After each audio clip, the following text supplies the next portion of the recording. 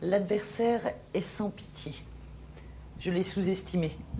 Il ne relâche jamais sa vigilance, guettant le moindre signe de défaillance. Instinct décuplé et pourtant soumis au silence, je me cogne contre les murs de mon impuissance et secoue mes liens de rage, volition entêtée. Je traverse le bûcher et dois brûler sans me consumer. Je me débat avec férocité et n'aspire qu'à la volupté. Je lis. Lieu d'accalmie, lieu de dépit où je me replie. Je résiste, persiste à me promener dans la vie sans pouvoir exister.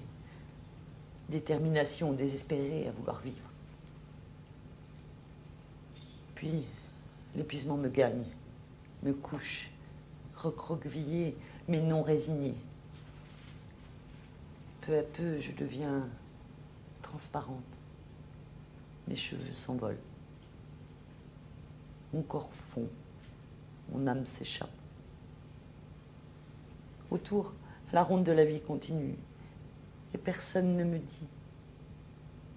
J'interroge, puis je crie, mais nul ne me répond, car aucun ne m'entend. Je demande grâce. Je ne suis plus personne. Je pleure. Beaucoup. Parfois en silence. Et puis je n'ai plus la force ni l'envie de pleurer. L'impuissance, parfois la stupeur de ceux qui m'entourent me déroute. Je ne sais plus faire semblant. Pourtant, toujours je m'applique à faire les gestes de la vie. Je vais loin en moi chercher la force d'être celle que je suis, même si aujourd'hui je n'en suis plus que l'ombre. Ne pas les effrayer. Véronique, est-ce que ça, c'est quelque chose... Vous parliez de dire l'indicible et d'écrire l'indicible. Ça, on peut le dire à un moment donné, à quelqu'un, à un proche, ces mots-là, ces sentiments-là? Non. Non, parce que y a un moment où on est vraiment...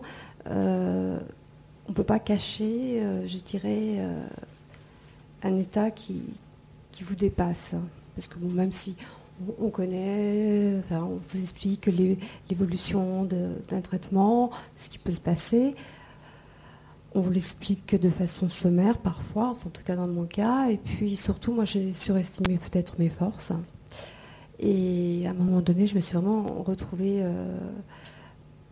être l'ombre de moi-même. Et je crois que ça ne peut que effrayer ceux qui vous entourent, ceux qui vous aiment. Alors leur dire en plus, je crois que c'est pas, d'une part, c'est pas nécessaire, et puis ce serait c'est une cruauté sans nom, je trouve. Oui, mais vous parlez de solitude aussi, d'angoisse. Est-ce que les mots, écrire tout ça, c'est salvateur? Est-ce que ça fait partie du traitement, d'une thérapie pour un écrivain, d'écrire ce qu'on ressent? Oui, tout à fait. C'est une libération.